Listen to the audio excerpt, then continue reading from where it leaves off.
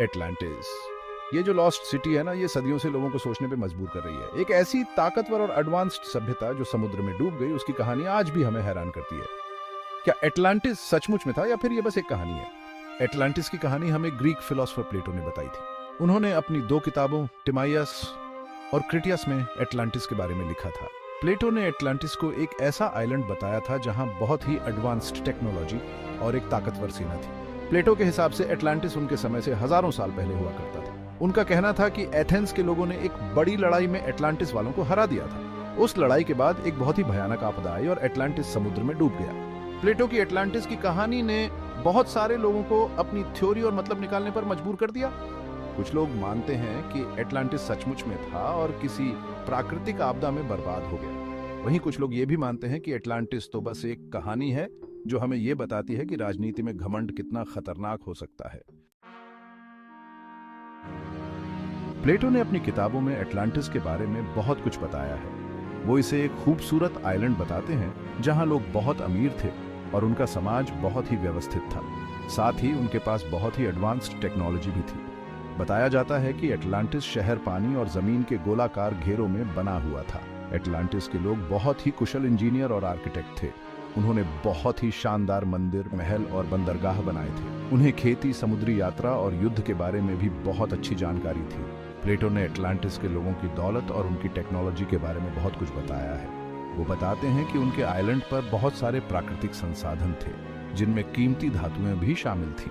ऐसा कहा जाता है कि एटलांटिस के लोग ऊर्जा के लिए क्रिस्टल का इस्तेमाल करते थे। हालांकि प्लेटो ये भी बताते हैं कि एटलांटिस के लोगों की यही कामयाबी उनकी बर्बादी का कारण बनी। वो बताते हैं कि कैसे एटलांटिस के लोग घमंडी और ताकत के भूखे होते गए और आखिरकार कैसे उनकी ये आदतें उनके विनाश का कारण बनी। प्लेटो के समय से ही बहुत से लोग एटलांटिस के सबूत खोजने की कोशिश करते रहे हैं। कुछ लोग मानते हैं कि एटलांटिस अटलांटिक महासागर में था, तो कुछ का मानना है कि ये भूमध्य सागर में था। यहाँ तक कि कुछ लोगों ने तो कैरिबियन और अंटार्कटिका को भी एटलांटिस बताया है। एक मशहूर थ्योरी ये भी है कि एटलांटिस एजियन सागर में स्थित था। इस थ्योरी के मुताबिक एटलांटिस का क्रेते आइलैंड पर मौजूद मिनोवन सभ्यता से नाता था। मिनोवन लोग समुद्र में यात्रा करने वाले बहुत ही ताकतवर लोग थे और थेरा आइलैंड, आज के सेंटोरिनी, पर हुए एक भयानक ज्वालामुखी विस्फोट का शिकार हुए थे। एक और थ्योरी के हिसाब से एटलांटिस अटलांटिक महासागर में था, जैसा कि प्लेटो ने अपनी किताबों में बताया है। इस थ्योरी का समर्थन करने वाले लोग समुद्र के अंदर मौजूद कुछ संरचनाओं और भौगोलिक बनावट की तरफ इशारा करते हैं और कहते हैं कि ये उस लुप्त सभ्यता के अवशेष हो सकते हैं। एक और थ्योरी ये भी है कि एटलांटिस की कहानी बाइबल में बताई गई बारह की कहानी से प्रेरित है। इस थ्योरी के मुताबिक एटलांटिस उस खोए हुए स्वर्ग का प्रतीक है। भाग 4, सबूत और दलीलें, सच या झूठ। कई अभियानों और खोजों के बावजूद एटलांटिस का कोई पक्का सबूत नहीं मिला है। कुछ शोधकर्ता पानी के भीतर मौजूद संरचनाओं, प्राचीन नक्शों और असामान्य भौगोलिक बनावट को संभावित सबूत के तौर पर देखते हैं। हालांकि इन निष्कर्षों पर अक्सर सवाल उठाए जाते हैं और इन्हें प्राकृतिक घटनाओं के जरिए भी समझाया जा सकता है। एटलांटिस के बारे में शक करने वाले लोग कहते हैं कि प्लेटो ने जिस समय का जिक्र किया है, उस समय में एटलांटिस जैसी तकनीकी रूप से उन्नत सभ्यता के होने का कोई पुरातात्विक प्रमाण नहीं मिला है।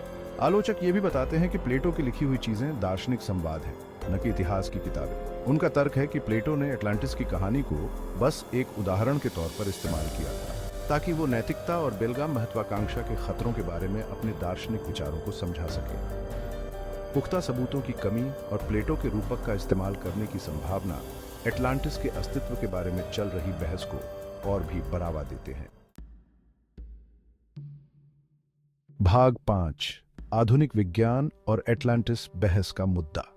आधुनिक विज्ञान गहरे समुद्र और प्राचीन सभ्यताओं के रहस्यों को जानने की कोशिश कर रहा है।